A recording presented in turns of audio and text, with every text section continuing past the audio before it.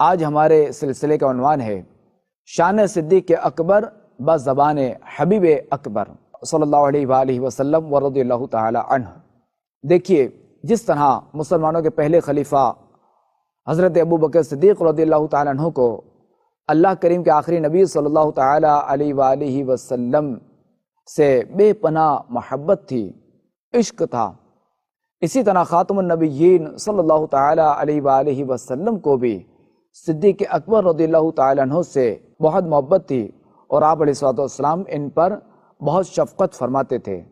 تو اس سلسلے میں ہم وہ احادیث مبارکہ سنیں گے جن میں خاتم النبیین صلی اللہ تعالی علیہ وآلہ وسلم نے اپنے پیارے صدیق اکبر رضی اللہ تعالیٰ عنہ کی شان رفعت نشان بیان فرمائی۔ آئیے حضرت ابو بکر صدیق رضی اللہ تعالیٰ عنہ کے فضائل و مناقب سے متعلق چند احادیث مبارکہ سنتے ہیں۔ حضرت ابو ہریرہ رضی اللہ تعالیٰ عنہ سے روایت ہے کہ خاتم النبیین صلی اللہ تعالی علیہ وآلہ وسلم نے ارشاد فرمایا، مجھ پر جس کسی کا احسان تھا میں نے اس کا بدلہ چکا دیا ہے، مگر ابو بکر کے مجھ پر وہ احسانات ہیں جن کا بدلہ اللہ تبارک و تعالی بروز قیامت انہیں عطا فرمائے گا۔ حضرت انس بن مالک رضی اللہ تعالی عنہ سے روایت ہے کہ خاتم النبیین صلی اللہ علیہ وآلہ وسلم نے ارشاد فرمایا، ابو بکر دنیا و آخرت میں میرا بھائی ہے، اللہ کریم اس پر رحم فرمائے اور اللہ کے رسول کی طرف سے اسے بہتر جزا دے کہ اس نے اپنی جان و مال سے میری مدد کی۔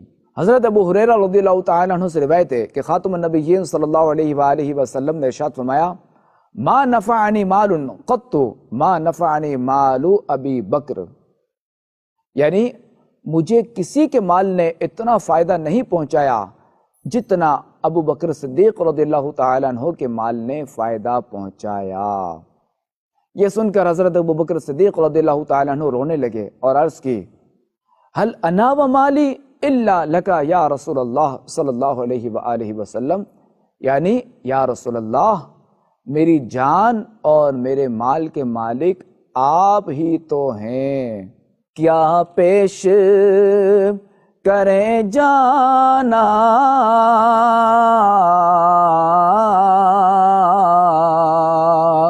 کیا چیز ہماری ہے،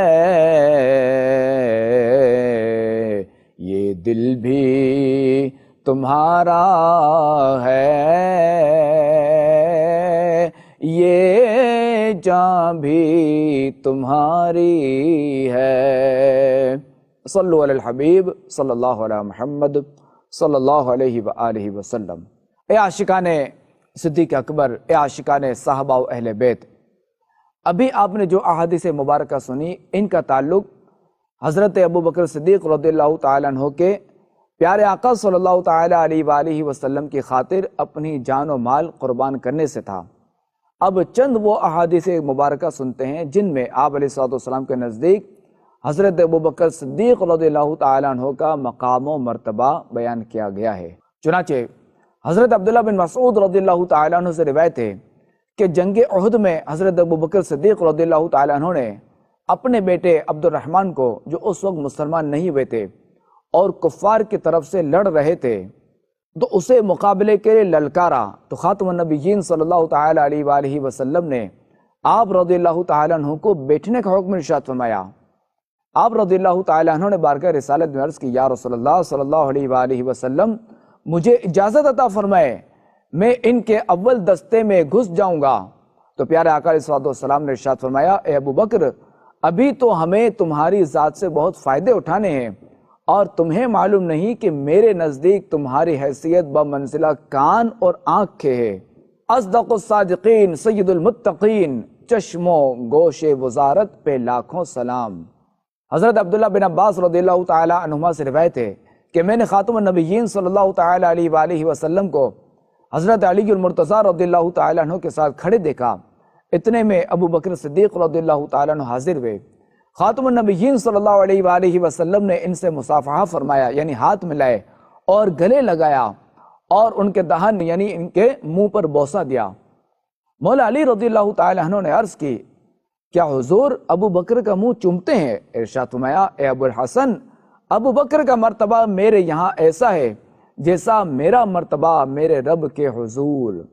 حضرت ابو درداء رضی اللہ تعالیٰ عنہ فرماتے ہیں کہ مجھے خاتم النبیین صلی اللہ علیہ وآلہ وسلم نے حضرت ابو بکر صدیق رضی اللہ تعالیٰ عنہ کے آگے چلتے ہوئے دیکھا تو ارشاد فرمایا اے ابو درداء، تم اس شخص کے آگے چلتے ہو جو دنیا و آخرت میں تم سے بہتر ہے۔ انبیاء و مرسلین کے بعد کسی انسان پر آفتاب طلوع نہ ہوا اور نہ غروب ہوا کہ جو ابو بکر سے افضل ہو۔ بیاں ہو کس زبان سے مرتبہ صدیق اکبر کا، ہے یار غار محبوب خدا صدیق اکبر کا۔ الہی رحم فرما خادم صدیق اکبر ہوں، تیری رحمت کے صدقے واسطہ صدیق اکبر کا۔ رسل اور انبیاء کے بعد جو افضل ہو عالم سے، یہ عالم میں ہے کس کا مرتبہ؟ صدیق اکبر کا۔ صلو علی الحبیب صلی اللہ علیہ محمد صلی اللہ علیہ وآلہ وسلم۔ اے عاشقان صحابہ و اہل بیت، آئیے اب چند وہ احادیث مبارکہ سننے کی سعادت حاصل کرتے ہیں کہ جن میں حضرت صدیق اکبر رضی اللہ تعالیٰ عنہ کو آخرت میں ملنے والے انعامات کو بیان کیا گیا ہے۔ چنانچہ حضرت ابو ہریرہ رضی اللہ تعالیٰ عنہ سے روایت ہے کہ خاتم النبیین صلی اللہ علیہ وآلہ وسلم نے ارشاد فرمایا، جس نے اللہ کی راہ میں کوئی چیز دو دو کر کے خرچ کی، اسے جنت کے دروازوں سے اس طرح آواز آئے گی، اے اللہ کے بندے، یہ دروازہ تیرے لیے بہتر ہے۔ بس نمازی کو باب الصلاۃ سے، اہل جہاد کو باب الجہاد سے، صدقات و خیرات کرنے والے کو باب الصدقہ سے، اور روزے دار کو باب الریان سے بلایا جائے گا۔ حضرت ابوبکر صدیق رضی اللہ تعالیٰ عنہ نے عرض کی، یا رسول اللہ صلی اللہ علیہ وآلہ وسلم، میرے ماں باپ آپ پر قربان، کسی کو ان تمام دروازوں سے پکارا جائے اس کی ضرورت تو نہیں، کیونکہ مقصود تو جنت میں داخلہ ہے اور وہ کسی ایک دروازے سے بھی پورا ہو جائے گا۔ لیکن کیا ایسے لوگ بھی ہوں گے جنہیں ان دروازوں سے بلایا جائے گا؟ تو آپ علیہ الصلوۃ والسلام نے ارشاد فرمایا، اے ابو بکر، ہاں، اور یقیناً تم انہی لوگوں میں سے ہو۔ حضرت عبداللہ بن عباس رضی اللہ تعالیٰ عنہما سے روایت ہے کہ خاتم النبیین صلی اللہ علیہ وآلہ وسلم نے ارشاد فرمایا، جنت میں ایک ایسا شخص داخل ہوگا کہ تمام جنت والے اسے پکار پکار کر کہیں گے، مرحبا مرحبا، یہاں تشریف لائیے، یہاں تشریف لائیے۔ حضرت ابو بکر صدیق رضی اللہ تعالیٰ عنہ نے بڑے تعجب سے پوچھا، یا رسول اللہ صلی اللہ تعالیٰ علیہ وآلہ وسلم، کیا ہم بھی اس شخص کو دیکھ سکیں گے؟ تو آپ علیہ الصلوۃ والسلام نے ارشاد فرمایا، اے ابو بکر، وہ جنتی شخص تم ہی تو ہو، امیر المؤمنین ہے آپ، امام المسلمین ہے آپ، نبی نے جنتی جن کو کہا صدیق اکبر ہیں۔ حضرت انس بن مالک رضی اللہ تعالیٰ عنہ سے روایت ہے کہ اللہ کریم کے آخری نبی صلی اللہ تعالیٰ علیہ وآلہ وسلم نے ارشاد فرمایا، بے شک جنت میں کچھ پرندے بختی اونٹوں کی طرح بڑے اور موٹے تازے ہوں گے، اور جس طرح اونٹ درختوں سے چرتے ہیں ویسے ہی وہ پرندے جنتی درختوں سے چرتے ہوں گے۔ حضرت ابو بکر صدیق رضی اللہ تعالیٰ عنہ نے عرض کی، یا رسول اللہ صلی اللہ علیہ وآلہ وسلم، وہ تو موٹے تازے پرندے ہوں گے۔ سرکار علیہ الصلوۃ والسلام نے ارشاد فرمایا، ہاں، ان کو کھانے والا بھی ان کی طرح آسودہ ہوگا، اور مجھے یقین ہے کہ تم ان موٹے تازے جنتی پرندے کھانے والوں میں سے ہو۔ حضرت انس بن مالک رضی اللہ تعالیٰ عنہ سے روایت ہے کہ خاتم النبیین صلی اللہ تعالیٰ علیہ وآلہ وسلم نے ارشاد فرمایا، معراج کی رات جب میں جنت میں داخل ہوا تو میں نے وہاں ایک بلند و بالا محل دیکھا جس پر ریشم کے پردے لگے ہوئے تھے۔ میں نے کہا، جبریل، یہ کس کے لیے ہے؟ انہوں نے عرض کی، یا رسول اللہ صلی اللہ علیہ وآلہ وسلم، یہ آپ کے عاشق صادق ابو بکر صدیق رضی اللہ تعالی عنہ کا ہے۔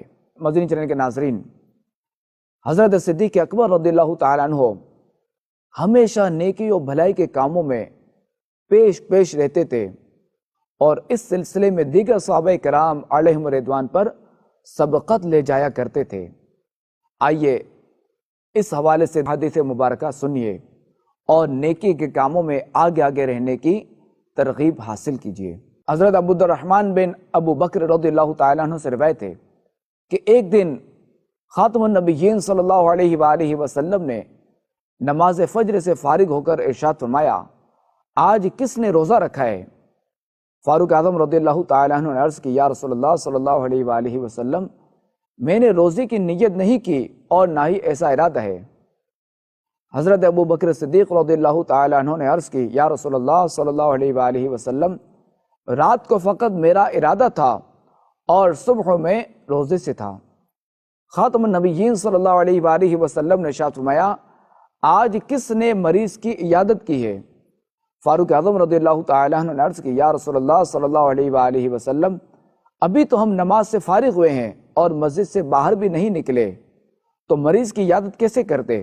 تو حضرت ابو بکر صدیق رضی اللہ تعالیٰ عنہ نے عرض کی یا نبی اللہ میرے بھائی حضرت عبد الرحمن بن عوف رضی اللہ تعالیٰ عنہ بیمار ہیں، آج مزاج پرسی کے لیے میں پہلے ان کے گھر گیا اور وہیں سے مسجد آ گیا۔ خاتم النبیین صلی اللہ علیہ وآلہ وسلم نے ارشاد فرمایا آج راہ خدا میں صدقہ کس نے دیا ہے؟ تو فاروق اعظم رضی اللہ تعالیٰ عنہ نے عرض کی یا رسول اللہ صلی اللہ علیہ وآلہ وسلم نماز فجر کی ادائیگی کے بعد سے اب تک ہم آپ کی بارگاہ میں موجود ہیں، اس صورت میں ہمارا صدقہ کرنا کیسے ممکن ہے؟ حضرت ابو بکر صدیق رضی اللہ تعالیٰ عنہ نے عرض کی یا رسول اللہ صلی اللہ علیہ وآلہ وسلم میں عبد الرحمن بن عوف رضی اللہ تعالیٰ عنہ کی عیادت کر کے مسجد پہنچا تو ایک سائل سوال کر رہا تھا، میرے ساتھ میرا پوتا یا میرا بیٹا بھی تھا، یہ راوی کے الفاظ ہیں کہ میرا پوتا یا بیٹا، جس کے ہاتھ میں روٹی کا ٹکڑا تھا میں نے اس سے لے کر وہ سائل کو دے دیا۔ یہ سن کر خاتم النبیین صلی اللہ علیہ وآلہ وسلم نے حضرت ابو بکر صدیق رضی اللہ تعالیٰ عنہ سے 2 بار فرمایا تمہیں جنت کی بشارت ہو۔ فاروق اعظم رضی اللہ تعالیٰ عنہ نے اپنے دل سے ایک حسرت بھری آہ نکالی کہ افسوس میں یہ اعمال نہ کر سکا۔ تو خاتم النبیین صلی اللہ علیہ وآلہ وسلم نے ان کی حسرت دے کر ارشاد فرمایا اے اللہ عمر پر بھی رحمت نازل فرما۔ یہ پیاری دعا سن کر فاروق اعظم رضی اللہ تعالیٰ عنہ خوشی سے جھوم اٹھے اور کہنے لگے میں نے جب کبھی کسی بھلائی میں ابو بکر سے بڑھنا چاہا تو وہ مجھ سے آگے نکل گئے۔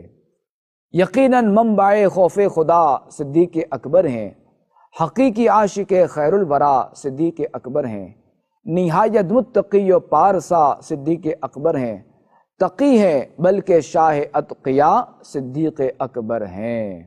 صلو علی الحبیب صلی اللہ علیہ محمد صلی اللہ علیہ وآلہ وسلم۔ اللہ کریم عاشق اکبر حضرت صدیق اکبر رضی اللہ تعالیٰ عنہ کے درجات بلند فرمائے اور ان کے صدقے ہماری بے حساب مغفرت فرمائے۔